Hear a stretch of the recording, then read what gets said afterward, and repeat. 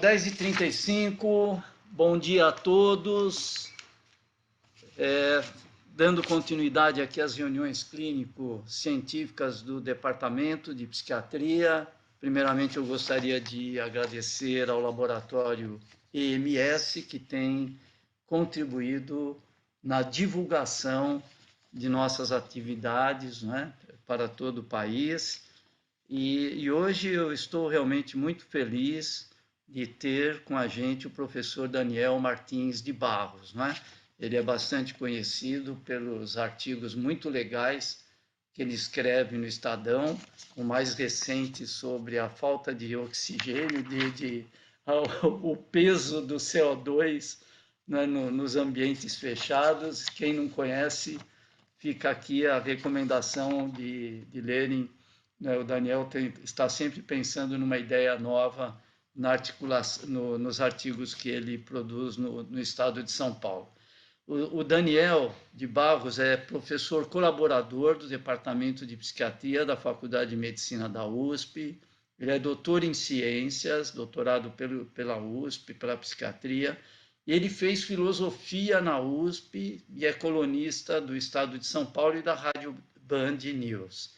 Autor de diversas obras sobre psiquiatria forense em português, como Introdução à Psiquiatria Forense, Interfaces Jurídicas, Éticas e Clínicas e Manual de Perícias Psiquiátricas. Então, o Daniel é um psiquiatra forense moderno, atualizado, né, um pensador, é uma pessoa que tem contribuído muito para o campo.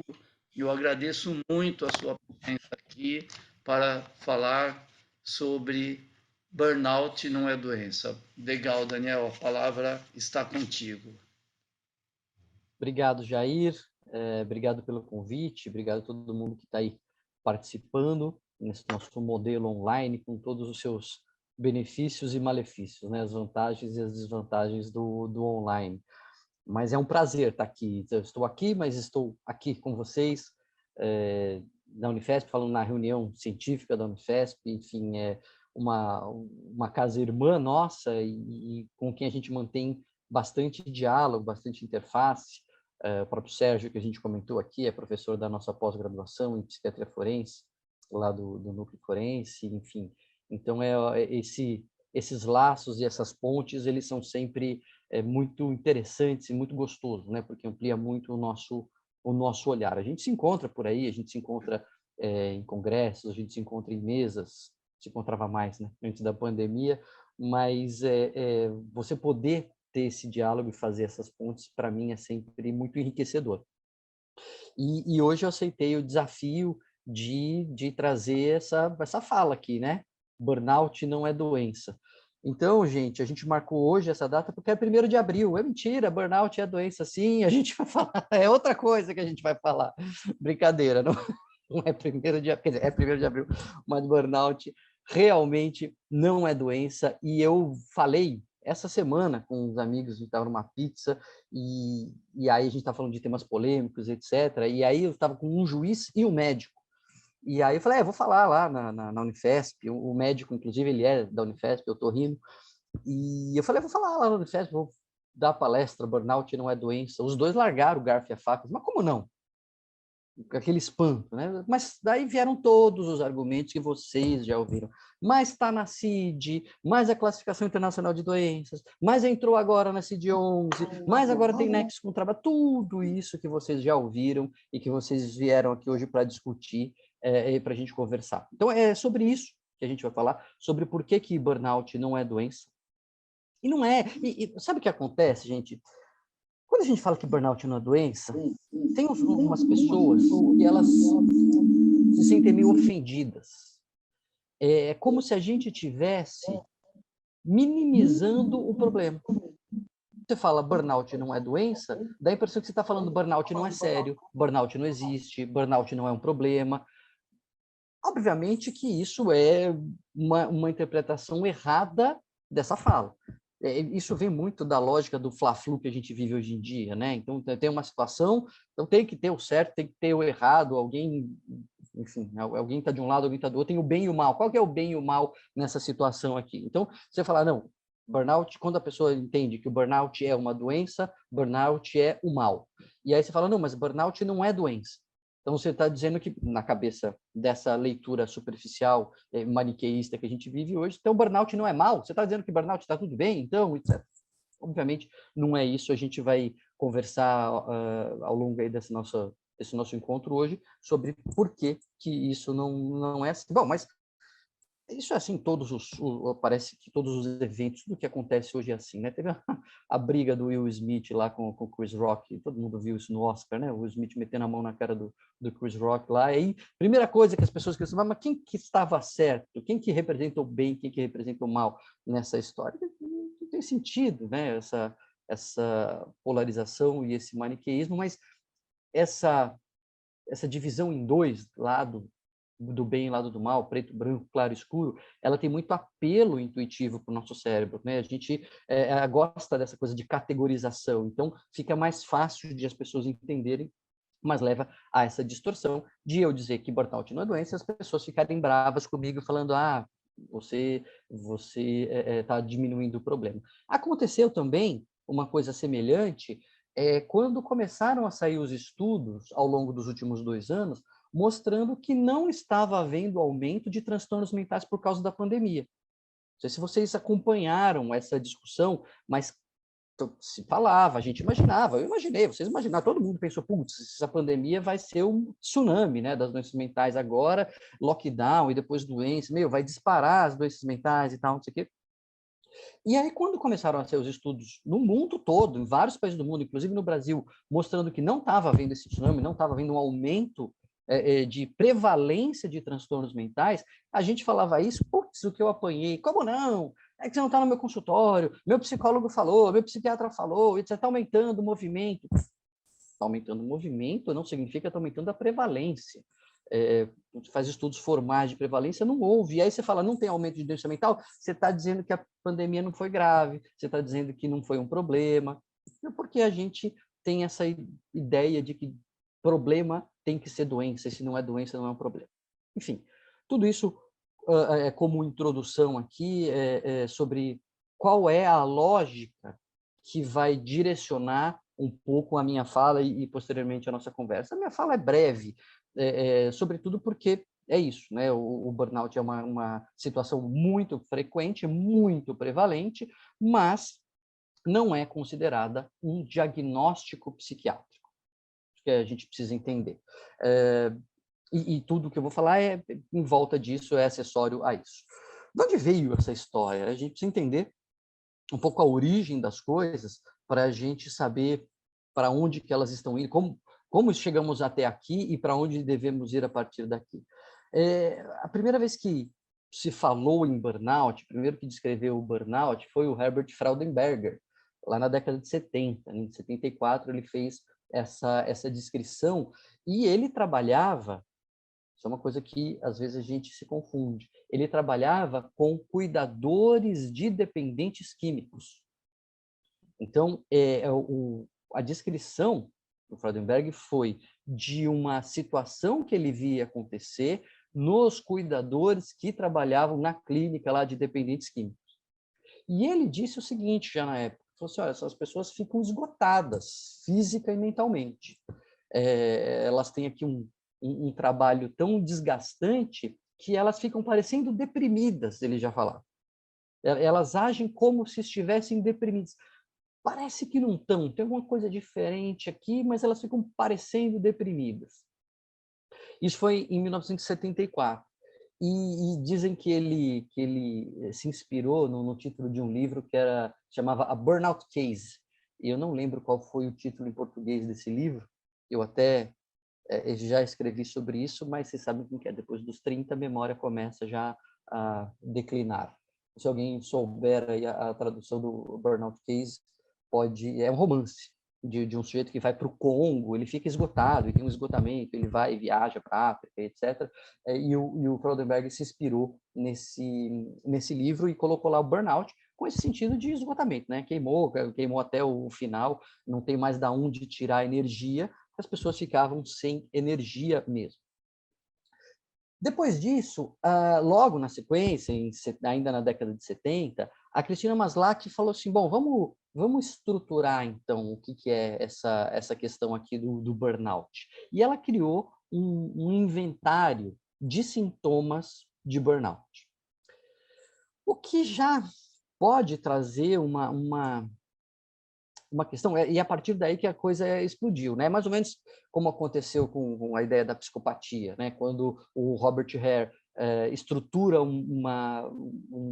um instrumento para fazer o diagnóstico e a partir daí unifica a linguagem, as pesquisas disparam. Foi o que aconteceu com a Maslach. Ela estruturou um instrumento, um inventário de sintomas, que aí trazia uma certa objetividade para aquilo que estava descrito pelo Freudenberg, que ela vai descrever como uma situação, uma situação psicossocial, ela coloca isso, que era, na visão dela, decorrente do estresse crônico interpessoal.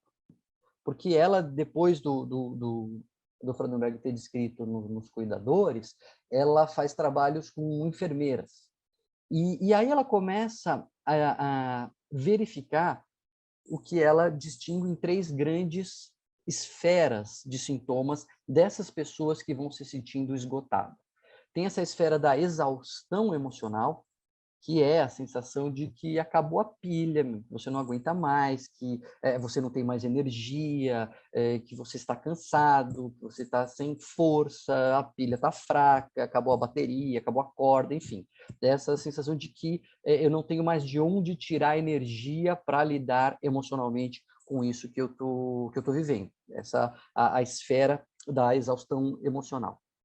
Tem uma outra esfera que acontece junto, que os nomes variam, mas se chama de despersonalização ou de um afastamento, alguns chamam de um cinismo com relação ao trabalho, que é o sujeito ele fica emocionalmente desconectado do trabalho. Daí que vem a despersonalização. Eu vi alguém reclamando do áudio aqui. Vocês estão me ouvindo? Vocês estão me ouvindo, né? Eu já está acabando a palestra. Sim, então, estamos ouvindo, sim. Perdeu tudo. Não, então alguém aqui devia estar com o problema no computador. Então, a esfera da despersonalização é isso. A pessoa se desconecta, a pessoa sai de lá, ela se torna cínica nesse sentido, começa a ter raiva daquele que é objeto do seu cuidado. O professor que não aguenta mais aluno, o enfermeiro que não aguenta mais os pacientes, o médico, né? Quem já... Eu não vou perguntar aqui, né? Mas muitos de nós, eu já estive em pronto-socorro com colegas que tratavam as fichas, né? Hoje está cheio de ficha, eu tenho que me livrar dessas fichas, e não sei o quê. As fichas eram problemas dos quais a pessoa tinha que se livrar, denotando uma desconexão do sujeito com o trabalho, essa sensação, então, de despersonalização. E, no fundo, talvez seja tudo por causa, mas não dá para fazer uma relação muito de causa e consequência, mas tudo muito relacionado à terceira esfera, que é a sensação de que o trabalho é inútil. Uma sensação de baixa realização profissional. É o Van Gogh que diz, num determinado momento, eu pintei tudo, não mudou nada. Eu acho essa frase bem pungente, né, do Van Gogh. A ideia de que, eu estou aqui trabalhando, eu tento, esses caras ficam tendo recaída, ou esses moleques não aprendem nada, ou eles não se comportam, os pacientes morrem mesmo, ou não tomam remédio, enfim, é a sensação de que o trabalho é inútil. Eu não sei o que eu estou fazendo aqui. Não sei por que eu estou vindo aqui, não serve de nada, é todo dia a mesma coisa, fico enxugando gelo, nada vai mudar, e traz um pouco esse aspecto de que talvez, isso aqui é para mim, tá? Eu nunca li sobre isso, mas talvez isso seja uma das grandes causas do burnout clássico, como a gente está descrevendo. Por que eu digo burnout clássico? Então, porque originalmente, nos trabalhos do Freudenberg e depois da Maslach, era essa situação de um estresse crônico, então não era um dia de uma briga, ou um período de um estresse, mas é uma síndrome psicossocial em resposta ao estresse crônico interpessoal. Isso foi mudando ao longo do tempo. E a gente vai ver como você colocar ou querer delimitar qual tipo de estresse, em qual trabalho, se realmente no trabalho, vai trazer uma grande questão para mim no que diz respeito ao burnout. Mas muito bem, então ela não dizia que era uma doença já ali na origem, dizia que era uma síndrome psicossocial.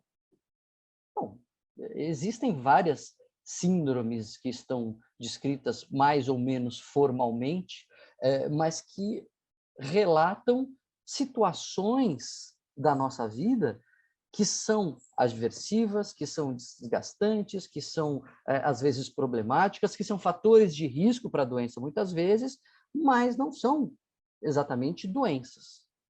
Eu penso em alguns exemplos do linguajar comum, que não estão na CID, né? Mas também a gente vai ver que estar na CID não significa... significa algumas coisas, mas não significa outras. Mas tem situações de vida que a gente chama de síndrome, e que não são doenças, ninguém pensa que é doença. Síndrome do ninho vazio, que a gente chama de síndrome do ninho vazio. Quando a pessoa criou seu núcleo familiar e conviveu anos, e aí todos os filhos vão embora, e a pessoa muda o seu estado, parecido, às vezes, com um transtorno de adaptação. Ela muda muito ali as suas relações, as suas vivências afetivas diárias, e isso traz um impacto emocional que muitas vezes é objeto de cuidado, que traz sofrimento, a pessoa precisa ser cuidada, mas quem vai falar que a síndrome do ninho vazio é uma doença? Tem sentido, né? Síndrome de Estocolmo, né? O sujeito que se apaixona e fica ligado afetivamente ao seu captor ou alguém que está fazendo mal. Tem gente que usa a síndrome de Estocolmo no contexto dos relacionamentos abusivos, por exemplo. Não vai chamar isso de uma doença, né? Tinha antigamente, quando a gente só tinha TV aberta, não tinha streaming, nem celular para ficar olhando, tinha a síndrome da musiquinha do Fantástico. Vocês lembram da síndrome do Fantástico? Começava a tocar musiquinha, já vinha um bolo assim, meu Deus, acabou o final de semana, agora desliga a TV, segunda-feira vem aí. E tinha gente que, enfim, até muitas vezes, por causa do próprio contexto do trabalho, tinha gatilhos fortes mesmo com a musiquinha do Fantástico, né? A síndrome do domingo à noite, a síndrome do Fantástico, quem vai chamar isso de doença? Estou dando exemplos, obviamente, até um pouco caricatos e exagerados, só para a gente entender que, sim, existem situações na nossa vida que são emocionalmente desgastantes, que são estressantes, que levam a sofrimento, que podem ser e devem ser objetos de cuidado, que, se não forem cuidadas, podem evoluir mal, podem evoluir para evoluir para ansiedade, para depressão e etc., mas que por si só não são doenças. Ou podem ser já sinais de uma doença. Um sujeito que ouve a musiquinha do Fantástico e começa a chorar, bem não está. Vamos conversar o que está acontecendo? Ou alguém que a mãe casa os dois filhos, quando um casa, o outro vai para Londres fazer doutorado, que nem o Jair, a mulher começa a chorar, o homem começa a chorar, o casal começa a brigar e não passa, a pessoa não... Bom, alguma coisa está aí. Alguma coisa significa isso. Vamos ver. É uma adaptação? É um tempo? Precisa de suporte? Não precisa de tratamento? Se a gente pensar, e aqui eu já adianto um pouco a minha lógica, meu racional com burnout. Se a gente pensar alguém que os filhos foram embora e a pessoa só começou a chorar, e a pessoa já não consegue, não quer mais trabalhar, a pessoa fica desanimada, fica sem energia, não está comendo direito, a gente já está descrevendo um quadro depressivo aqui, né, gente? A gente vai dar, então, um antidepressivo para tratar a síndrome do ninho vazio? Obviamente que não. A situação foi um gatilho para um quadro depressivo. Então, guardem esse racional, porque é pelo menos o que eu vou, como eu penso com relação à síndrome de burnout. E aí, historicamente, o próximo passo importante no burnout foi entrar na CID. Teve um momento que burnout entrou na CID. Ela não estava e depois passou a estar. E muitos, talvez até parte de vocês, muitos de nós, médicos, psicólogos, profissionais da saúde, e eu diria que, num chute aqui, quase todos os leigos hoje acreditam que o burnout entrou na CID-11. agora, né? Em 2019, quando estava sendo lá discutida, 2020, quando foi publicada, e 2022, quando entrou entrou oficialmente, né? Passou a valer oficialmente. Para mim vai ser um problema decorar o CID de novo, né? Deve ser igual quando teve reforma ortográfica, assim, que o povo já sabia escrever e tem que aprender. Ai, meu Deus do céu. Felizmente agora a gente tem o nosso cérebro estendido, né? Que são os celulares e os smartphones. A gente não vai decorar nunca isso com as tabelas aí que estão sempre à mão. Mas, de qualquer maneira, o burnout já constava da CID-10. É isso que a gente não se dá conta. É que quando a gente lê a notícia, burnout agora entrou na CID, e a gente compra essa história porque ou você não tinha visto, porque não era da sua área de interesse, ou da sua área de atuação, etc. e tal, e aí a gente compra do jeito que a notícia vem. E o jornalista vai lá atrás de CID-10 para saber se já estava, etc. Mas o fato é que, desde a década de 90, quando foi feito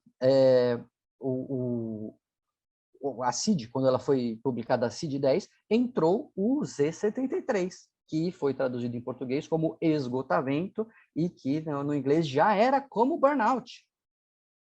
Então, a gente está 30 anos atrasados nessa discussão. Não é que entrou agora, vai 30 anos. Já 2 gerações de psiquiatras, 3 gerações de psiquiatras se formaram com o esgotamento e o burnout já constando na CID. Por que a gente está falando disso agora? Né? Por que acontece? E essa é uma outra camada que eu queria desbastar aqui com vocês, de por que isso chega agora com essa força. Não foi de uma vez que o burnout virou moda.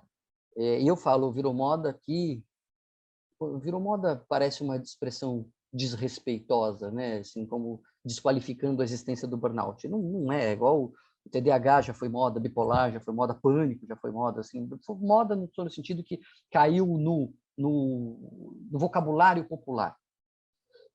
E quando uma doença cai no vocabulário popular, a gente tem benefícios e malefícios. Os psiquiatras que foram da geração dos meus professores, aí, o Jair, o Dartiu, que estão por aí, lembram, talvez, o Salvador, podem lembrar de como isso aconteceu na década de 90 com o pânico. Pânico foi uma síndrome, a síndrome do pânico, que durante alguns anos ela foi obviamente descrita, foi, né, codificada, começou a ser tratada, aí começou a ser divulgado, e eu até como divulgador acho importante que a gente divulgue, mas quando ela entra no vocabulário popular, ela começa, isso acontece desde a época da melancolia, quando um termo cai no vocabulário popular, ele amplia o seu escopo, ele começa a descrever coisas que, não, a rigor, originalmente, não são aquilo que ele descreve. Teve isso, então, eu lembro vagamente, e também de leituras do Pânico na década de 90, e isso aconteceu na minha geração, ali no final da minha residência, no começo da minha vida profissional, já nos anos 2000 e primeira década dos anos 2000, e aqui quase todos vocês viram, não sei os residentes que estão agora novinhos, que foi com transtorno bipolar. Novelas falava de bipolar, a política falava se é um partido bipolar, ainda existe, né? Mas a moda de achar que toda doença, quer dizer, que a bipolaridade descreve outros comportamentos que não o que originalmente nós descrevemos formalmente como bipolaridade, acontece porque a bipolaridade caiu no uso do linguajar comum. A vantagem é que as pessoas ficam mais atentas ao problema. Então, a gente tem um screening social mais eficaz, né? Porque o screening, ele é feito para isso, ele vai ter muito falso positivo, ele é muito sensível, muito pouco específico. Então, tudo bem, não tem problema as pessoas nos procurarem, falando assim, eu acho que eu estou com pânico, eu acho que eu sou bipolar, eu acho que eu tenho burnout. O problema é a gente entrar nessa onda. O problema não é a sociedade ter a moda e achar que tudo é. O problema é a gente ter essa onda. O Andrew Solomon, do Demônio do Meio-Dia, ele fala uma coisa interessante sobre a depressão. Ele diz assim, Eu não tenho dúvida que tem gente buscando tratamento de tristezas normais como depressão. Existe um exagero em determinado ponto de vista. Mas esse não é o maior problema. O maior problema é o tanto de gente deprimida sem tratamento. Porque a pessoa que está triste, buscando alívio da sua tristeza no remédio, na fluoxetina, no consultório do psiquiatra, ou ela vai ser triada e o psiquiatra vai mandar embora, ou vai mandar embora não, né? Não vai dar remédio, vai mandar para terapia, ou vai fazer a própria terapia, enfim. Ou, se for alguém mais afoito, alguém né, que acha que tem que dar remédio, vai tomar remédio, não vai funcionar, e paciência, vai ter um ou dois efeitos colaterais, não são remédios assim, a gente sabe, né, que perigosos o uso nesse sentido. Mas o contrário é muito pior. O contrário é a pessoa achar que ela está triste, quando na verdade ela está deprimida. E ela não busca tratamento por conta disso. E a gente sabe no Brasil que a gente tem um número muito maior de gente diagnosticada sem se tratar do que gente tratando o que não é doença. No consultório, na Borges Lagoa, né, ali na Teodoro Sampaio, tem gente que está triste procurando tratamento? Tem, mas na rigor, na real mesmo, Brasil, a estimativa é que 80% das pessoas com depressão não se tratam. Ou pelo menos não se tratem adequadamente, não tem um diagnóstico ou não se tratem adequadamente. Isso todo é uma digressão para dizer que o que está acontecendo com o burnout é que ele caiu na linguagem popular e ele passa a descrever coisas que não são a rigor burnout. Mas o que é, então, a rigor burnout, Daniel? Qual é a novidade que a CID-11 trouxe? Por que isso caiu, então, agora na linguagem popular? Não foi de uma vez, isso foi sendo construído. É interessante que a primeira vez que eu ouvi falar de burnout não tinha absolutamente nada na nossa residência. Nada, não tinha, não se falava de burnout na residência, como na maioria das residências não se fala de burnout. E aí eu já era psiquiatra, estava lá começando o consultório, e um amigo meu falou que tinha sido afastado do trabalho por causa de um tal de burnout. O médico disse que ele tinha burnout. Os epônimos eram todos franceses antigamente, né? Então o povo afrancesou o burnout e achou que era burnout. E aí eu fui atrás e falei, caraca, mas isso aqui é importante, hein? Para a pessoa esgotar e não conseguir trabalhar isso aqui. E aí quando você abre o olho, você começa a ver que está lá na prática. Existe esse fenômeno na vida real. E talvez vocês já tenham visto pacientes que não estão deprimidos, ainda pelo menos, ou não têm um transtorno de ansiedade, mas estão mal. Estão mal. O cara está com aquele quadro que a Maslach descreveu lá na década de 70 e que é uma das novidades da CID-11, porque na CID-10 tinha lá burnout e sensação de esgotamento vital. O esgotamento, né? A sensação de esgotamento vital. E agora, a novidade é que eles formalizaram essa descrição. Não tem nem critérios diagnósticos na CID-11, mas tem essa formalização da descrição. As 3 esferas, a esfera do esgotamento, a sensação de que acabou a energia, a esfera da despersonalização, do afastamento do ambiente de trabalho, afastamento emocional, um aplanamento, né, das emoções, e o cinismo, não, isso é o cinismo, é o aplanamento, e a sensação de inutilidade, a sensação de que o trabalho é vão, a sensação de que o trabalho é fútil, enfim, de baixa realização profissional. Isso foi formalizado na CID, e o grande nó da questão, que foi o que fez a questão explodir, eles colocam formalmente escrito que é uma situação que é gerada no local de trabalho, eles falam no workplace, está na descrição, por um estresse inadequadamente gerenciado e que se limita ao ambiente, ao contexto ocupacional, não devendo ser usada para descrever outras situações de vida. Então, é um estresse inadequadamente gerenciado no local de trabalho, pelo menos ele está lá no inglês, é workplace. se tem uma tradução alternativa para workplace, vocês me ajudem aí. Para mim é local de trabalho, hoje com online, enfim, é mais uma dificuldade que a gente vai ter. Mas que eles explicitamente dizem que se restringe ao... essa síndrome, ela é restrita ao contexto ocupacional e não para outros contextos de vida. Eu tenho tantas questões com relação a essa descrição, mas tantas questões. Porque a primeira coisa que vem daí é a ideia de que, então, agora tem nexo. Eu já ouvi de paciente, talvez você já tenha ouvido, se não ouviram, vão ouvir. Doutor, não dá para colocar burnout porque aí dá nexo. Põe no atestado burnout porque meu advogado falou que se eu puser burnout, agora tem nexo. É o imbróglio, né? A gente fica colocado contra a parede aí, né? Quer dizer, você tem na mão a caneta para dizer que foi o trabalho que me causou, que ele é o responsável por isso. Não é. Porque a CID diz que é o estresse inadequadamente gerenciado no contexto ocupacional. E, para mim, é muito claro, que o gerenciamento do estresse não é só responsabilidade do empregador. É também responsabilidade do empregado. Eu até faço uma analogia, né? Se imagina que o sujeito tem um quadro estressante, o cara está numa sensação de esgotamento e tal, por conta de um relacionamento ruim no casamento. Tem nexo o quadro que ele está com o casamento? Tem nexo. Mas é culpa da esposa ou é culpa do marido? Calma. Pode ser um relacionamento tóxico, você pode estar com uma pessoa abusiva e pode ser culpa dele, pode ser culpa dela. Mas dizer que tem uma relação com o casamento não significa que a culpa é do cônjuge.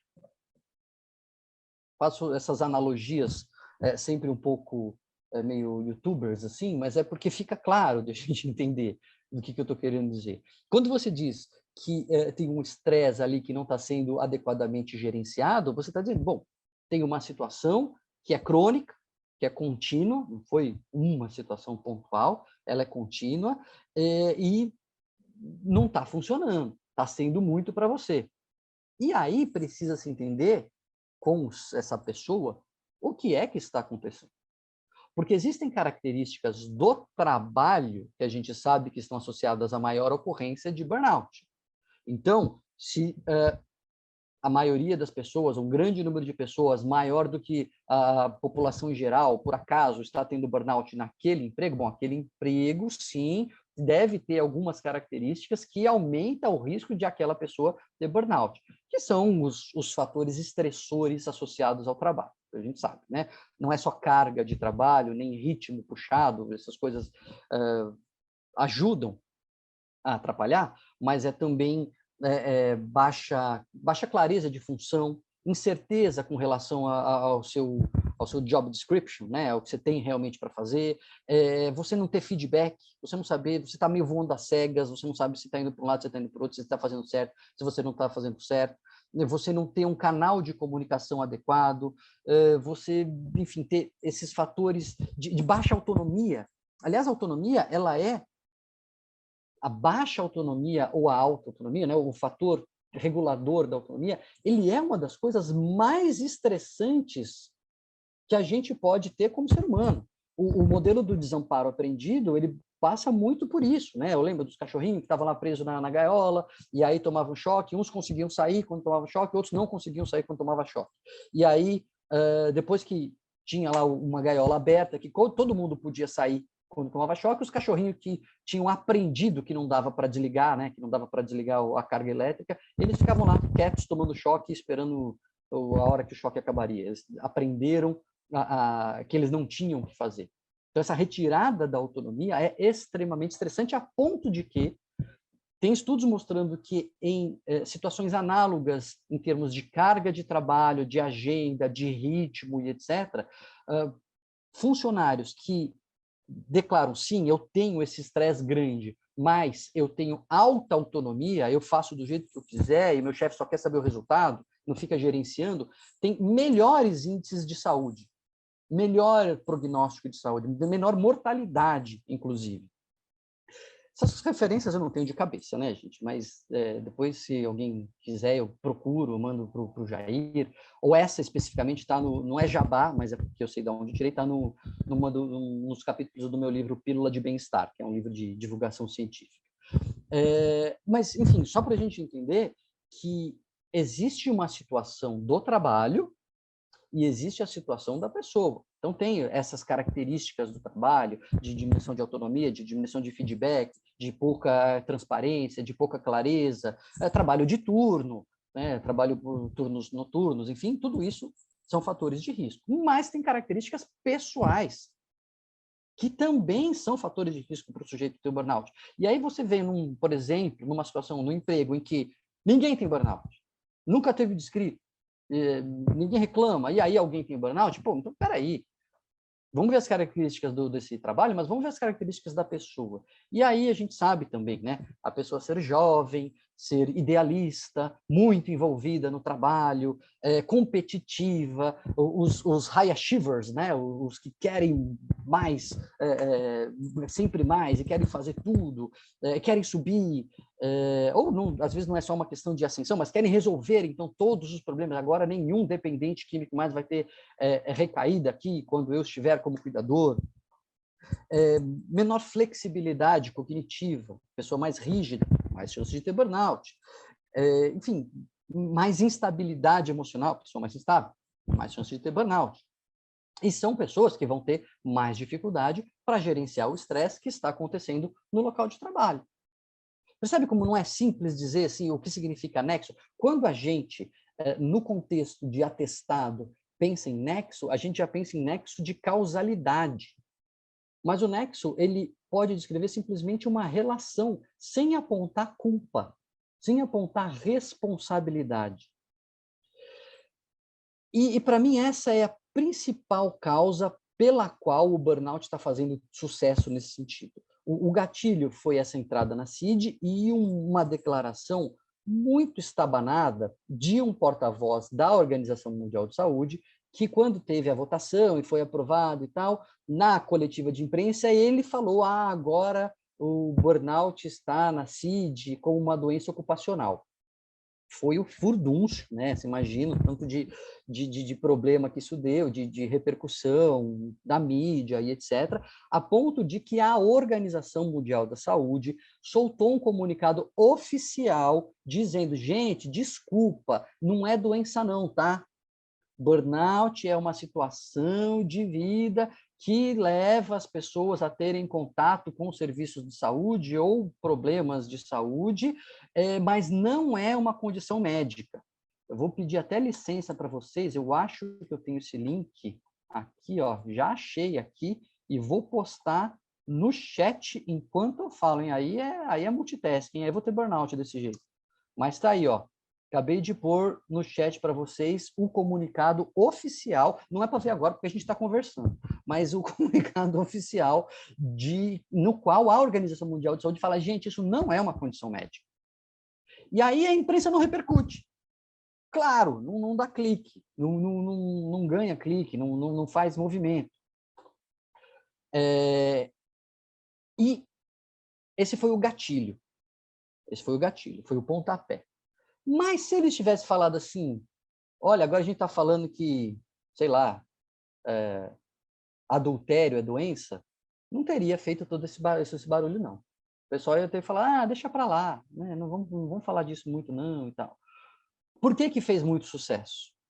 Fez muito sucesso porque o entendimento que se tem agora de burnout, ele inverte o vetor do preconceito. Ele inverte o vetor do preconceito. Eu vou voltar a isso, guarde essa ideia, mas para explicar o que eu quero dizer com isso, eu tenho que falar da semelhança do burnout com a própria depressão, que estava apontada pelo Freudenberg na descrição. Porque, gente, vamos combinar. Se eu falar aqui para vocês de alguém que está sem energia, que está sem vontade, que não está sentindo ânimo, que está sem brilho no olho, que está irritado com os pacientes ou com os alunos, que está perdendo a paciência, que não querem falar com as pessoas, que sente que seu trabalho é inútil. O que a gente vai obrigatoriamente pensar? Obrigatoriamente a gente vai pensar em depressão. E não é por acaso, é porque o overlap, né, a sobreposição de sintomas é muito grande. E tem vários estudos mostrando que quanto mais grave é o burnout, ou seja, quanto mais critérios ele preenche, nos critérios lá do inventário de sintomas de burnout da Maslach, mais indistinguível, mais difícil de distinguir da depressão ele fica. Tem estudos que mostram um overlap, uma sobreposição de 50%. De 50% dos sintomas. A gente está falando de uma coisa muito parecida. Talvez a gente esteja falando de subtipos de um mesmo fenômeno, quando a gente está falando de um burnout mais grave. Tá? O mais grave, eu quero dizer, assim, de um quadro mais completo. Tem um estudo que mostra que o odds rate, o risco relativo de a pessoa ter depressão, se ela tem um burnout grave, comparado com quem não tem, é 40, é quase 50, é 46, eu não sei o que lá. Quer dizer, tem 50 vezes mais chance daquela pessoa, na verdade, estar em depressão. Significa que não existe burnout? Não é isso que eu estou dizendo. Eu já vi pouco, hein? Eu presto atenção, porque eu trato do tema, mas já vi. Recentemente, tem uma paciente que ela estava rodando os pratinhos lá, tentando juntar, conciliar o trabalho online com uma pós-graduação, e um quadro típico de burnout. Ela se trata já, toma um antidepressivo, não estava triste, não estava chorosa, não estava negativista, mas com relação ao trabalho, se sentia absolutamente desmotivada, inútil, não estava dando conta, achava que não valia a pena, e etc. E ela mesmo falou, doutor, eu acho que isso está com cara de burnout. Eu falei, está com cara de burnout. E aí ela saiu da pós e melhorou. Então, existe essa situação. Agora, duas críticas, né? A primeira, com relação ao fato disso só poder ser no local de trabalho ou no contexto ocupacional. Muitos de vocês aqui fizeram ou fazem ou orientam doutorado. E, às vezes, na nossa área médica, é um pouco diferente, porque muitas vezes o sujeito trabalha, ele atende plantão, ele tem consultório e vai fazendo um doutorado ali do lado, etc. Mas é muito comum, sobretudo em outras áreas, também tem na medicina e na psicologia, enfim, mas vocês sabem o que eu estou querendo dizer, é o sujeito ser pós-graduando, o trabalho dele, a vida dele é ser pós-graduando. Ele ganha bolsa e ele está lá ganhando para produzir o conhecimento, estudar e publicar. Ele é um estudante, mas é um trabalho. Será que a gente vai poder chamar isso de burnout? Porque a gente vê nos nossos pós-graduandos esse quadro. Não vai poder chamar de burnout porque não é um emprego formal, não é ocupacional? Não, Daniel, mas tá bom, não é assim. Vamos chamar de trabalho, a gente sabe. Pós-graduando ali é um trabalho. Beleza, e um vestibulando? O vestibulando que está lá ralando, ele está no segundo ano de cursinho, terceiro ano de cursinho, ele está esgotado, ele não tem mais energia, ele fica estressado, porque a coisa de ser estresse interpessoal já caiu lá atrás. Né? Na CID já não fala de estresse interpessoal, a Maslach falava que era no contato com o outro, era enfermeiro, professor, médico, mas hoje em dia você pode ser um funcionário que só faz planilha e ter burnout, porque ok, eu entendo que o estresse pode ser crônico mesmo se não for interpessoal. Você está lá com agenda, com compromisso, etc., você pode estar bem estressado e isso pode levar a esse esgotamento. Então, um aluno vestibulando, ele pode ter o quadro completo. Isso não é ocupacional, não é local de trabalho. Agora, para mim, o mais evidente foi uma ficha que me caiu, e quando eu falar quando caiu a ficha, vocês vão saber do que eu vou falar. Me caiu quando eu tive a minha segunda filha. Quem tem filho aí, ó? Quem fala assim, eu não tenho tempo na vida e não tem filho, não sabe o que está falando, né? Eu tenho um filho de 10 e uma filha de 8. E quando eles eram muito pequenos, uma diferença pequena, o menino tinha lá 1 ano e pouco, a outra era recém-nascida, depois ele tinha 2, ela tinha 1. Eu fiquei num quadro que minha irmã é neurologista, ela falou, Dani, será que você está deprimido? Me chamou de lado e tal, conversou comigo. E aí eu conversei com o Gustavo Bonini, que é meu parceiro, né, meu sócio na pós-graduação, psiquiatra forense também, e ele falou, cara, isso aí pode ser cansaço, hein? Aí eu reorganizei a minha agenda, tirei um pouco do Netflix, saí de alguns trabalhos ali acadêmicos e tal, e melhorei muito. E me caiu a ficha, eu falei, cara, mas isso aqui é um trabalho, 24/7, é um trabalho, então, esquema de turno, pouco reconhecido, sem uma clara expectativa do que está acontecendo. O feedback é bem pobre, porque é só choro ou riso, você não sabe muito bem o que você está acertando, o que você está errando. E depois eu fui para a literatura, e existe descrição, obviamente, idêntica do que é burnout em pai e mãe. Ah, mas daí não é trabalho, né? Aí você vai poder chamar de burnout. Aí o cara chega no INSS, vai dar nexo com o quê? Né? Percebe uma das críticas que, para mim, são muito, muito importantes com relação à ideia de que existe uma condição específica do trabalho. Não é uma condição específica do trabalho, é uma condição específica de a gente esgotar a nossa máquina, e a gente pode esgotar a nossa máquina no emprego, formal, informal, com filho, com planilha, com cursinho, com várias outras coisas. E vocês se guardaram, prestaram atenção no que eu estava dizendo, pedi para guardar a ideia de que o burnout está fazendo sucesso porque ele inverte o vetor, é porque eu acho que em muitos casos, não sei dizer quanto, mas a gente já viu uma sobreposição de pelo menos 50% de sintomas, em muitos casos, o que a gente está chamando de burnout, na verdade, é depressão. A gente está chamando depressão de burnout. E por que a gente faz isso? Por causa de 2 preconceitos. A gente trocou um preconceito pelo outro. Quando a gente fala em depressão, inevitavelmente, vem num primeiro momento na cabeça das pessoas, e às vezes até da nossa, que a pessoa tem culpa. A gente sabe que não tem. Mas é uma coisa quase que instintiva, assim, é quase que aquele preconceito estrutural, assim, é uma associação implícita.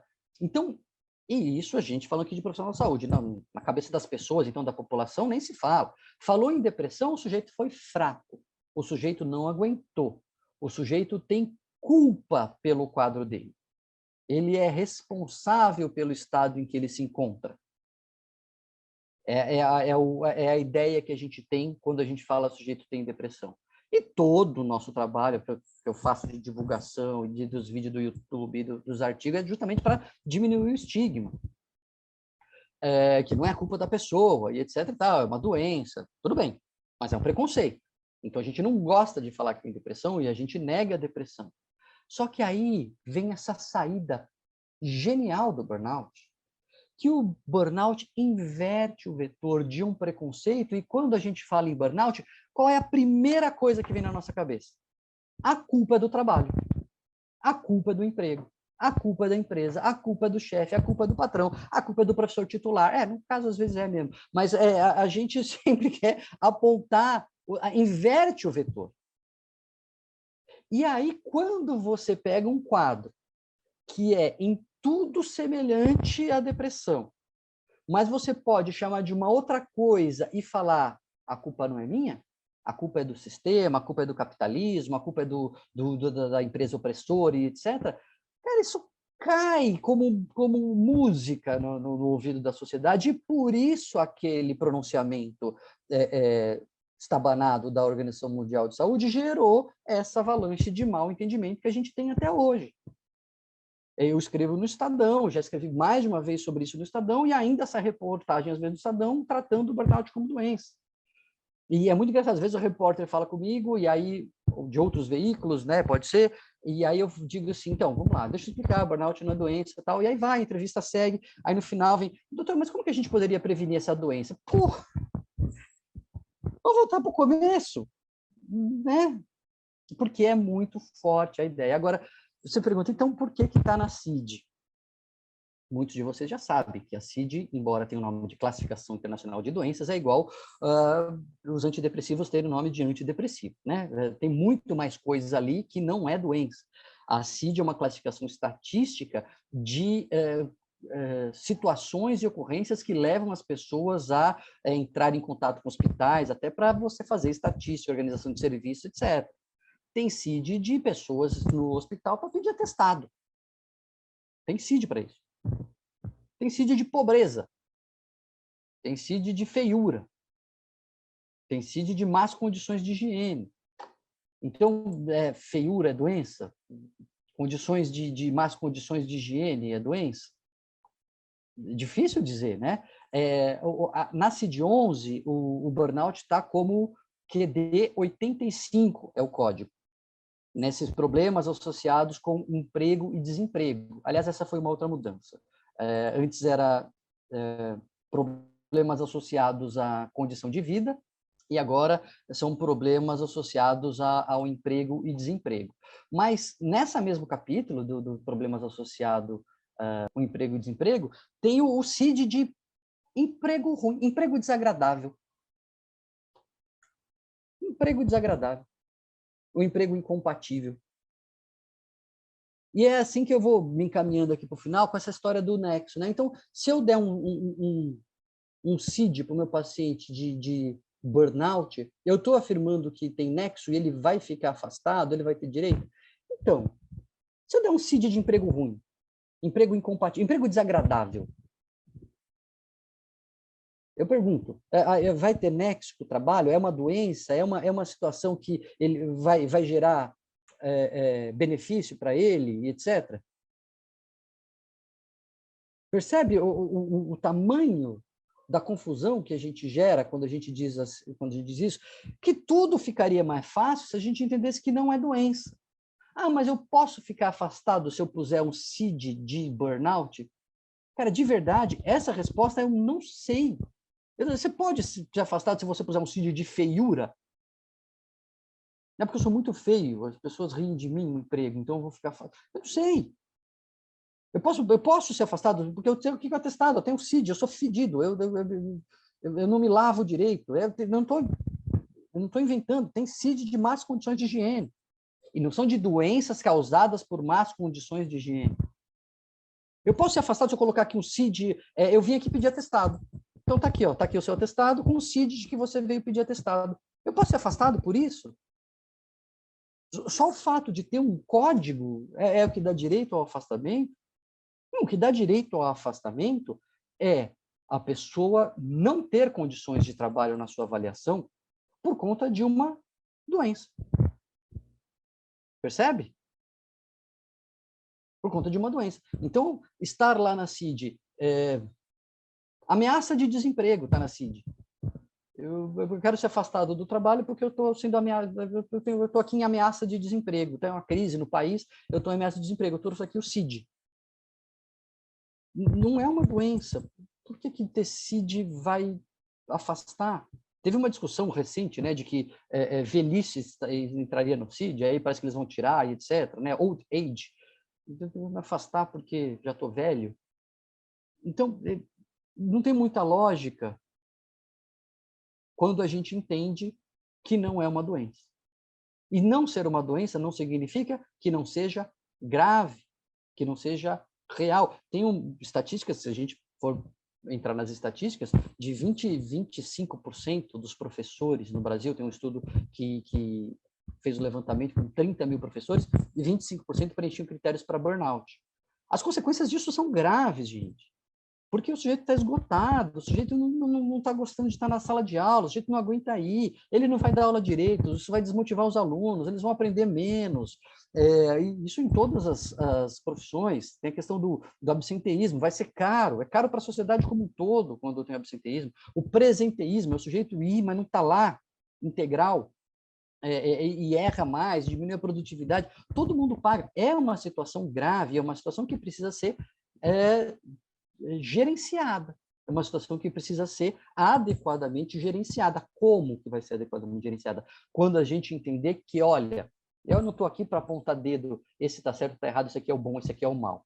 Eu estou aqui para estudar o fenômeno, estou aqui para fazer o diagnóstico de que esse emprego tem realmente uma agenda muito apertada, mas, por outro lado, ele dá pouca autonomia, e esse sujeito aqui ele é muito idealista, ele quer fazer tudo ao mesmo tempo, a gente pode mexer na agenda de um, na agenda de outro, nas expectativas de um. Porque enquanto eu estiver apontando o dedo para um lado para o outro, esse aqui é o patrão cruel, esse aqui é o empregado vagabundo, eu não vou resolver a questão. Então, eu acho que um pouco era essa conversa que eu queria ter, já estou aqui há 1 hora falando direto, e eu sei que a gente perde muito se eu não abrir aqui para a nossa conversa, para a nossa integração. Então, eu vou encerrar por aqui, eu cobrir a ideia toda do que é burnout, de onde surgiu, como chegamos até aqui, qual é o meu entendimento, qual é a seriedade da situação, embora não seja doença, e caminhos que a gente tem para gerenciar isso. A gente só vai gerenciar direito se a gente identificar o fenômeno adequadamente. Existem empregos horríveis que levam a pessoas a burnout? Existem. Todo emprego é assim? Todo patrão é assim? Não. Então, a gente sempre vai precisar diferenciar o joio do trigo. Gente, obrigado pelo convite. A gente vai agora para uma rodada aí de interações, perguntas e respostas, mas desde já eu queria agradecer a oportunidade da gente fazer esse diálogo aqui. E já estou preparado aqui com o meu escudo, à prova de balas, levantado para as pedradas que eventualmente aconteçam. Não se acanhem, assim, é para isso que estamos aqui. Bom, o professor Jair está com alguns problemas pessoais e me disse que se ele não estivesse linkado nesse momento, eu assumisse a coordenação até que ele possa voltar.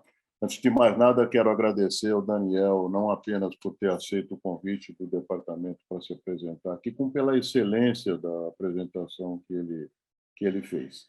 Acho que, sinceramente, é uma questão que coloca, como ele bem o fez, questões de extrema importância do ponto de vista da abordagem dessa situação específica do burnout, né, em termos de saúde mental, mas que eu acho que vai além da questão específica do burnout, dentro dessa discussão que ele está propondo, de que nem todos os problemas são doenças e, obviamente, todos os problemas que causam qualquer tipo de sofrimento são merecedores da atenção dos profissionais de saúde mental, né? Nós sabemos que muitas vezes as questões que estão ali elencadas nesses manuais de diagnóstico, no nosso caso específico do Brasil, a Classificação Internacional de Doenças, e particularmente na América do Norte, o DSM, ali estão porque tem uma finalidade que vai além da questão da atenção clínica, né? Muitas vezes é para justificar, diante de convênios médicos, determinados tipos de tratamento a serem cobertos por esses seguros saúde. Nós sabemos, por exemplo, que as regras da ANS, da Agência Nacional de Saúde, para que os planos cubram terapia, né? Se cobre ou não cobre, se cobre com 10 sessões por ano ou se cobre com 40 sessões por ano, depende do código diagnóstico que, de alguma forma, o profissional rotula, né, a pessoa que tem diante de si.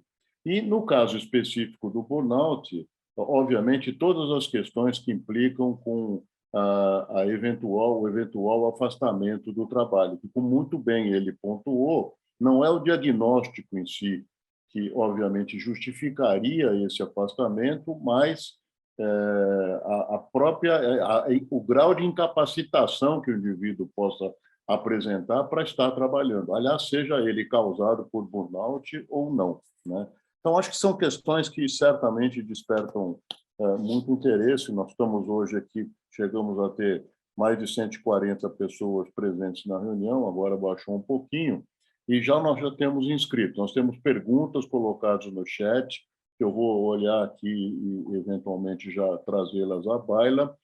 mas eu gostaria que as pessoas que gostariam de alguma maneira perguntar ou comentar, que nas reações ali levantassem a mão, como 2 colegas aí já o fizeram, tá? Então, eu vou passar inicialmente a palavra para o José Eduardo e, de alguma forma, pediria que, só enquanto nós estivéssemos falando, que o microfone fosse aberto. Então, José Eduardo, com a palavra, por favor. Bom dia, obrigado, professor. Primeiro, aí, fico feliz de novo que estamos discutindo aqui na reunião sobre forense, né? Já queria falar aí, se os professores ficarem irritados e com burnout por causa dos alunos, se for eu o aluno, tem toda a razão de ficar, porque eu sou irritante desde os tempos de estudante, que eu sou daqui da escola, né? E queria agradecer aí, em nome do professor Miguel e do professor Jair, todos os professores que sempre me aturaram aí, principalmente na minha época de estudante, realmente da graduação, que eu não era fácil. E eu queria fazer alguns comentários aí com o Daniel, que talvez... O Daniel é brilhante na exposição, como sempre, né? Eu espero até que ele aceite um convite que eu fiz para ele aí no WhatsApp. E falar algumas coisas. Aqui, eu acho que a minha opinião, né, vou expor agora, a maior confusão que tem no burnout é justamente quando a gente fala sobre diagnóstico, porque tem uma definição de diagnóstico estrito sensu e lato sensu, né? Quem é aqui da escola sabe que é uma escola muito voltada para clínicas, diagnósticos, então a gente aprende na propedêutica aí a fazer diagnóstico sindrômico, depois diagnósticos específicos, até etiológicos, né?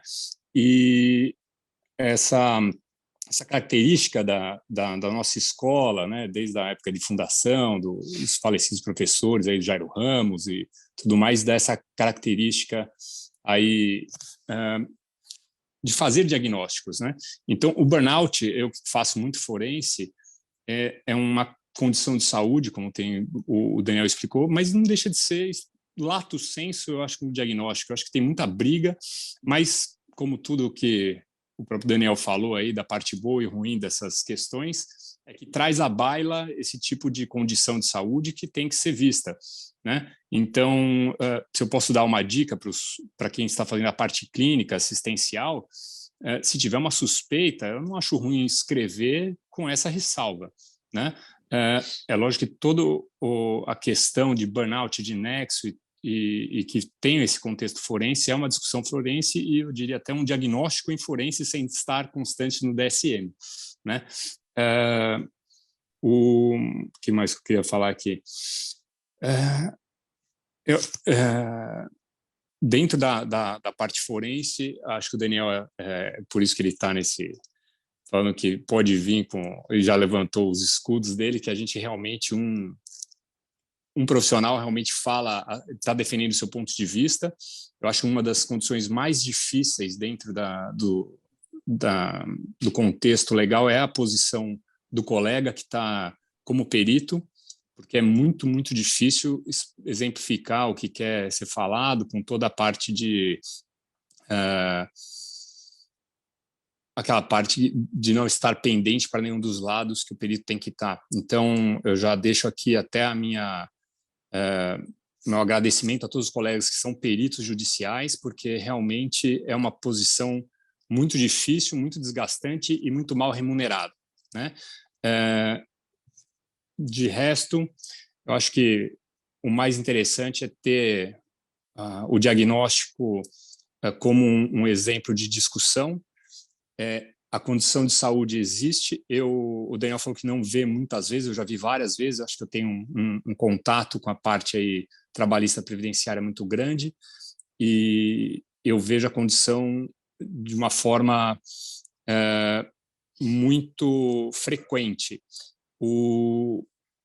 Poderia até fazer um levantamento aí estatístico, mas o mais difícil realmente é o que o Daniel falou, e isso é uma coisa que a gente tem que ter na cabeça, então eu vou reforçar que nem sempre a condição de burnout tem a ver com o trabalho, né?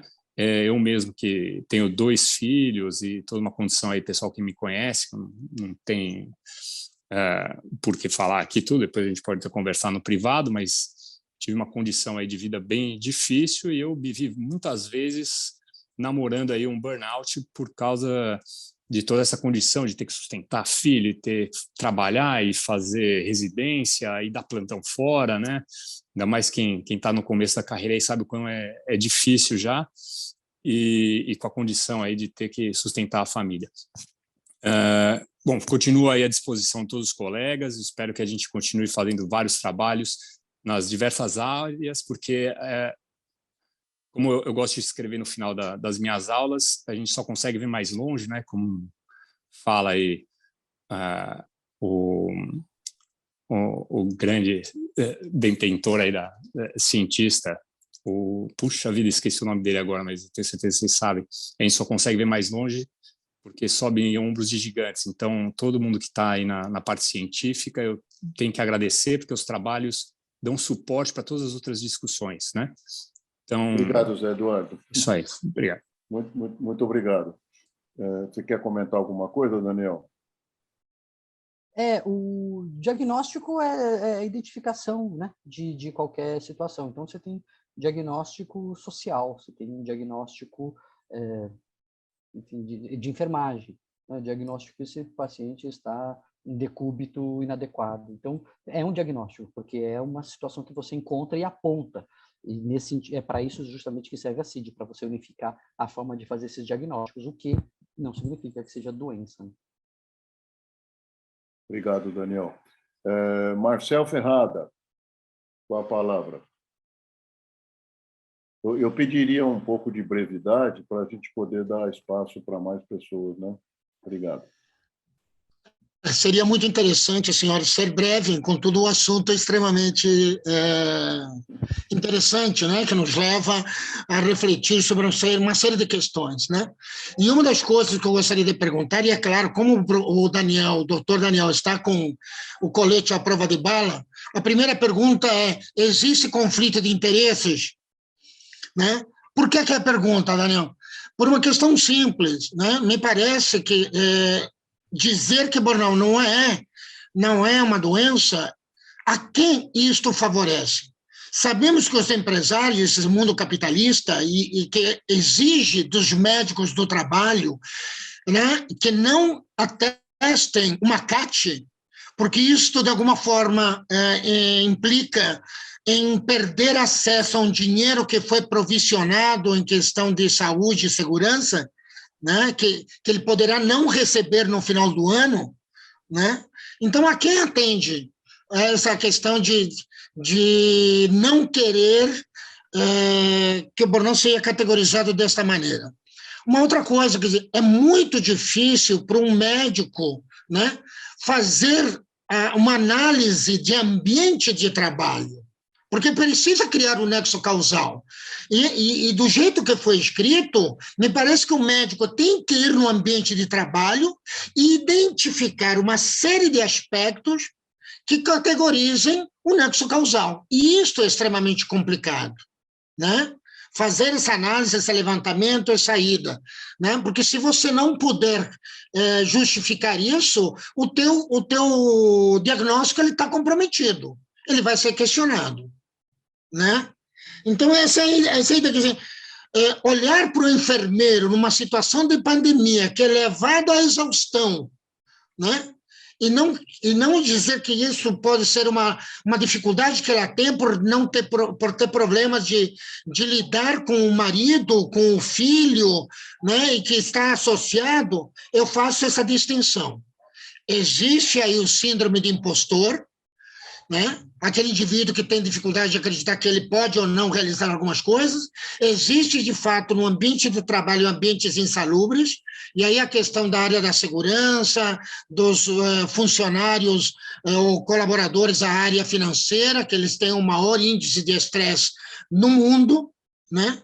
E colocar isso dentro de um período de 8 horas de trabalho, e não outras condições também sendo colocadas em conflito com aquilo que ele vai realizar, né? Colocar um trabalhador sem conhecimento prévio, sem treinamento adequado, a desenvolver um trabalho que não está preparado, isto também é problema de saúde, né? Então, gostaria dessa análise, dessa discussão, e obrigado por essa possibilidade de poder refletir, de poder, enfim, estar aqui te ouvindo. É muito prazeroso, Daniel. Obrigado, Marcel. Bom, se eu tenho conflito de interesse, eu não sei, sabe, assim, porque eu tenho meu consultório, eu tenho meu YouTube, aproveita, clica aqui no sininho, né, se inscreve no canal, deixa o like, eu escrevo no Estadão, mas eu não represento, e eu sou perito, mas sou um perito freelancer, eu não tenho um emprego de perícia, né, qualquer o juiz pode me nomear, eu posso ser contratado como assistente técnico. No núcleo de psiquiatria forense do Hospital das Clínicas, a gente é só nomeado pelo juiz. E assim como o juiz, assim, não sei para quem se para o juiz interessa que aquele empregado tenha ou não benefício. Não sei se muda alguma coisa para o juiz, não sei se leva a um conflito de interesse. Então, em princípio, eu acho que eu não tenho, Marcelo. E até tem a lei que eu esqueci de falar, né? Que quando você abre a qualquer palestra, você tem que dizer seus conflitos de interesse. Eu não trabalho para nenhuma indústria, não falo de nenhum remédio, nunca falei de nenhum remédio.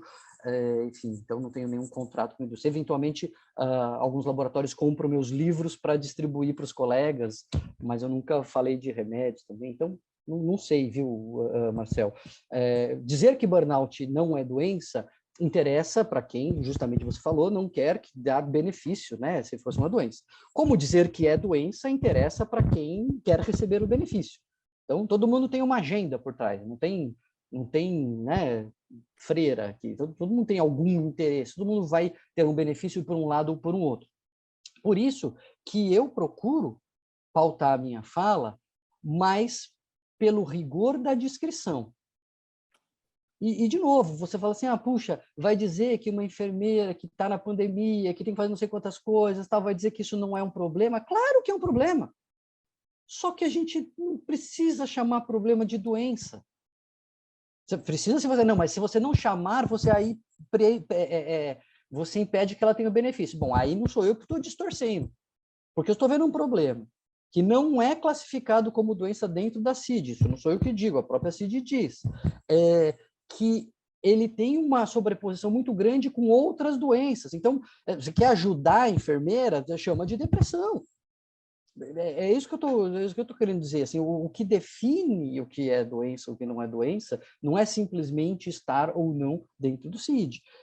Você colocar um funcionário despreparado, é óbvio que você colocar um funcionário despreparado dentro do emprego, você vai estar levando a um problema, e é um problema de saúde para essa pessoa, vai ficar estressada. Isso é um problema que não pode, que a gente tem que reconhecer e a gente tem que tratar. E quando eu falo que não é doença, gera esse tipo de reação, às vezes, de algumas pessoas. Você, tá vendo, você está dizendo que não é doença, então que não tem problema nenhum, é que o funcionário que é vagabundo. Não, é um problema sério que a gente tem que tratar, mas a gente só vai tratar direito se a gente chamar pelo nome certo. Porque se a gente coloca na categoria de doença, a gente já vai logo querer dar remédio, a gente vai logo querer resolver... Vai querer resolver por caminhos que talvez sejam até ruins por ignorar a causa base. Então, nesse sentido que eu digo que não é doença, quer dizer, não sou eu que digo, né? Que a própria CID diz que não é doença e que eu, enfim, corroboro o que, como você colocou, não deixa de ser um problema, como o Constantino colocou, não deixa de ser um diagnóstico. Obrigado, Daniel. A palavra, Bernardo. Olá, primeiramente, boa tarde não, bom dia ainda a todos. Parabéns, Daniel, pela apresentação. Acho que, de novo, é sempre muito bacana. E eu tive, a primeira vez que eu li a descrição da CID, eu fiquei com a mesma impressão que você, que é dar um nó danado pela causalidade ocupacional estabelecida ali. É muito difícil, quer dizer, a gente estabelecer esse nexo, como você falou. Mas eu me pego pensando, aproveitando um pouco do que até o professor Miguel colocou, assumir que não é doença do ponto de vista clínico não embate ou não atrapalha, talvez, a própria questão do reembolso, porque se não é uma doença, como é que a gente vai justificar frente ao seguro de saúde, alguma coisa assim? Quer dizer, existe um CID, mas se a gente assume que não é, será que não abre algum tipo de questionamento para um tratamento, de repente, de uma depressão, que até pode ser uma depressão, mas em início, e que, do ponto de vista clínico, mesmo não medicando, mas seria interessante já começar a observar e seguir? Mas aí você Então, codifica quer a dizer, depressão. Você falou, tem mas uma pode não depressão ser início. ainda. Mas pode não ser ainda uma depressão. Pode se aproximar mais. Eu entendo a sobreposição, né? Mas a questão, para mim, é até onde vai o ponto de corte se a gente assume que é uma condição, né? Você comparou com outros quadros que não são necessariamente como síndrome do ninho vazio. Você vai escutar e tratar. Mas eu penso se isso não pode abrir um questionamento para a possibilidade do cara começar um tratamento mais cedo. Então, mas aí, o que você está dizendo é assim, É vamos lá. uma coisa importante. Mas, do ponto de vista prático, muitas vezes, condições importantes não recebem tratamento inicial. Né? Pode evoluir para uma depressão, você está falando, mas ainda não é. A minha dúvida é, se a gente assume que não é é claro que é importante, mas se a gente não rotula como alguma coisa que é, de alguma maneira, assistida logo, quanto antes, a gente, de repente, pode não medicar, mas pode encaminhar para uma terapia. E aí, o segurador de saúde, por não reconhecer como doença, pode não querer reembolsar. Mas isso pode acontecer com o luto. Como é que você vai fazer? A pessoa está em luto. Aí, luto não é Sim. doença. Uhum. Aí o que eu vou fazer? Putz, ele precisa de terapia, senão esse luto vai virar depressão. Então, vou chamar o Sim. luto de doença? Eu entendi. Eu realmente estou externando aqui a questão. Eu entendo a questão laboral e de afastamento, coisa e tal, mas estou pensando do ponto de vista clínico, entende? Quer dizer, você Eu perde vou, uma janela de pegar alguma coisa no início e, eventualmente, ter um prognóstico melhor. eu vou fazer um disclaimer aqui que acontece comigo, né? Como eu sou forense, eu já fui, em algumas ocasiões, pressionado para resolver situações usando a psiquiatria. Por exemplo, um sujeito que comete um crime muito maluco, muito bizarro, etc., e aí ele vai ser solto. E aí o juiz e a sociedade inteira querem que eu diga que ele é louco para ele não sair, para ele ficar no manicômio. E eu vou Tá. e avalio o sujeito e ele não é louco. Mas se você dizer que ele não é louco, ele vai ficar preso. E aí eu digo, o problema não é meu. Mas ele vai sair e ele vai matar de novo. O problema não é meu. Se ele sair e matar de novo, o problema é da lei. Mas você poderia ter evitado isso se você tivesse dito que era uma doença. Então, foi assim que a psiquiatria se tornou um instrumento de poder. Foi assim que a psiquiatria chegou à distorção de internar dissidentes políticos, foi assim que a psiquiatria chegou à distorção de internar prostituta. Quando a gente resolve que a gente pode flexibilizar as nossas categorias para abarcar situações sociais. Então, eu faço esse disclaimer aqui, eu tenho a casca grossa nesse sentido, porque, de verdade, Bernardo, assim, puxa, mas se essa pessoa, se eu não disser que é uma doença, então aí ela não vai receber o CID, então o problema não é meu. Porque se eu assumir para mim esse problema, o que eu estou fazendo? Eu estou onerando o serviço. É igual, eu vou dar um outro exemplo. Já aconteceu com vocês, pessoas que não estão doentes, pedindo o encaminhamento do psiquiatra para a terapia, porque senão o convênio não paga. Porque o convênio paga terapia para questão ética, ele não paga terapia existencial, ele não paga terapia para conflitos em geral, etc. E aí, qual é a nossa tentação? Bom, eu vou dar. Por que eu vou dar? Porque essa pessoa, eu estou vendo que ela precisa de terapia. Só que aí, a lógica é, bom, o plano de saúde, ele existe para cuidar das doenças, e essa pessoa está com uma questão com o filho, e aí a gente entra no sistema distorcido em última análise, uma fraude.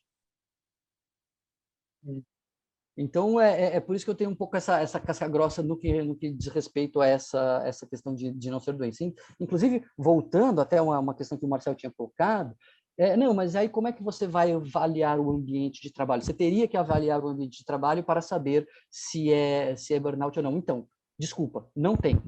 A lógica da perícia do trabalho não se aplica, é racional, não se aplica às avaliações psiquiátricas. E eu vou dizer por quê. Porque se você vai no ambiente de trabalho, você tem um mapa de risco. Você tem os lugares onde tem risco físico, risco biológico, risco de acidente. Não tem no mapa do ambiente de trabalho o risco psíquico. Como é que você vai fazer? Porque o sujeito ele diz que ele é xingado pelo chefe, ele diz que ele não tem autonomia, ele diz que os funcionários ficam rindo dele. Como é que você avalia isso como perito num ambiente de trabalho? Quando a gente está falando dos fatores de risco psíquicos, eles não são verificáveis quando aquele sujeito não está lá no local de trabalho trabalhando. Mas daí você pode perguntar para os outros. Bom, bastante fiel à sua fonte de informação de alguém que pode ser demitido se disser que realmente o chefe grita com o outro, né? Então, e eu tenho um capítulo específico disso, viu, Marcelo, no nosso livro, sobre as perícias trabalhistas e a avaliação de risco. O cara diz, por exemplo, ele está deprimido porque o chefe gritava com ele todo dia quando ele ia no trabalho. Não tem muito o que fazer na avaliação do local de trabalho. É só porque eu não tinha deixado essa ponta solta aí e ela conversa com essa outra pergunta. Obrigado. Tem alguns comentários aí no chat que eu sugiro que as pessoas leiam, porque não vai dar tempo de eu poder estar abordando-os aqui. Nós temos um inscrito que é o Dr. Estevão Vaz de Lima, oriundo aqui da casa. O comentário dele certamente terá um certo interesse, porque o Estevão, além de ser psiquiatra, psicanalista, ele é médico perito do Tribunal Regional do Trabalho e publicou no ano passado um livro que tem exatamente por título Burnout, a doença que não existe. Então, Estevão, com as suas contribuições, e como nós estamos nos aproximando do término da reunião, depois da resposta do Daniel ao Estevão, eu vou passar a palavra para o professor Jair Mário. Estevão. Muito obrigado, Miguel. Muito obrigado, doutor Daniel. Gostei muito da sua exposição, particularmente da questão da inversão do vetor do preconceito e da abordagem da questão da OMS. Eu gostaria de fazer algumas observações muito breves, muito rápidas, que são o seguinte: se nós olharmos para dentro da construção do conceito de burnout, o que nós vamos encontrar é surpreendente. Eu vou ter que ser muito sintético para não ocupar tempo. O MBI, que é idêntico ao burnout, é dito como o próprio burnout, ele diagnostica burnout em 100% das populações. Se você responder que você ficou frustrado uma vez no ano, você vai ganhar o rótulo, aspas, diagnóstico de burnout. O MBI, à sua direita, nas tabelas, nas 3 tabelas de respostas, ele arrasta para dentro do rótulo de burnout 30 categorias diagnósticas da psiquiatria. À esquerda, onde são menos frequentes os desconfortos experimentados pelo respondente, ele arrasta centenas de aspectos comuns da vida cotidiana e vai aos 30 diagnósticos, mais centenas de experiências comuns do dia a dia vão para dentro do saco sem fundos do burnout. O Schaufeli, que é o principal teórico da área, ele fez uma compilação dos sintomas de burnout na literatura internacional. Ele identificou 132 sintomas. Eu, em literatura nacional, identifiquei mais 8, o que perfaz 140 sintomas. O MBI é pago, protegido por direitos autorais, não está disponível para livre discussão no ambiente científico, pertence a uma editora americana. Nós temos uma questão de fundo aí, que é perguntar se questionários fazem diagnóstico. Surpreendentemente, os 3 blocos do MBI, cada um deles diagnostica burnout independentemente um do outro, o que, do ponto de vista clínico, soa como um enorme disparate, porque as 9 perguntas do bloco exaustão emocional, que são dirigidas para humor deprimido, identificariam a mesma, aspas, entidade clínica que das 5 perguntas do bloco de personalização. Haveria muito mais, há dezenas de... Dá para tirar o telefone do gancho que está tocando, por favor? Esse telefone que está tocando, dá para tirar do gancho? Não. E eu pediria que você pudesse ir concluindo, Estevão. Infelizmente, nós estamos no limite. Pois não. Fundamentalmente é isso, Miguel. O transtorno de estresse, ele mal cabe no conceito de burnout. Ele está na psiquiatria desde, pelo menos, a Guerra Civil Americana. É isso. Professor Daniel. Muito bem, Estevão, obrigado pelas palavras, obrigado pelo livro. Estevão teve a gentileza de me enviar uma cópia do livro, Burnout, a doença que não existe. Ele é sempre uma referência aí também para essas discussões. E o que ele está falando vai para além da ideia do conceito aqui, até teórico e fundamental do que é o burnout, onde é toda essa discussão, mas o próprio instrumento que se propõe a diagnosticar, enfim, ele tem bastantes conflitos de interesse aí que ele estava apontando muito bem. Então, só posso agradecer mais uma vez todos vocês, agradecer a oportunidade de fazer essa reunião, agradecer as perguntas e essa interação que foi também bastante rica e proveitosa, e fico à disposição aí para futuros encontros. Bom, para as considerações finais, então, eu passo a palavra ao professor Jair Mari, coordenador da reunião científica e chefe do nosso departamento. Bem, agradecer a brilhante apresentação e a profunda discussão que o Dr. Daniel Barros propiciou. É realmente, né, uma questão que é muito bom ter pessoas como o Daniel, tenho certeza que outros colegas também, mas que sabe colocar, né, as fronteiras, sabe estabelecer as fronteiras entre o diagnóstico, entre o que são problemas aí psicossociais e o que pode ser considerado doença, né? Quando que o burnout realmente vai se transformar numa depressão, né? E o quão importante é nós termos essa clareza, né? E realmente acho que o Daniel faz isso muito bem. E também muito importante porque é instigante, faz todo mundo pensar, né? E isso é fundamental. Daniel, muito obrigado, né? Muito legal mesmo ter você aqui com a gente. Esperamos que teremos aí várias outras oportunidades para interagir. Obrigado, Daniel. Palmas para o Daniel. Eu agradeço. Agradeço, Jair. Obrigado. Daniel. Até as próximas. Pessoal, boa semana. Semana que vem damos continuidade às nossas reuniões clínico-científicas. A palestra do Daniel vai ser depositada no nosso canal YouTube do departamento. Muito obrigado, pessoal. Boa semana. Tchau, Daniel. Tchau.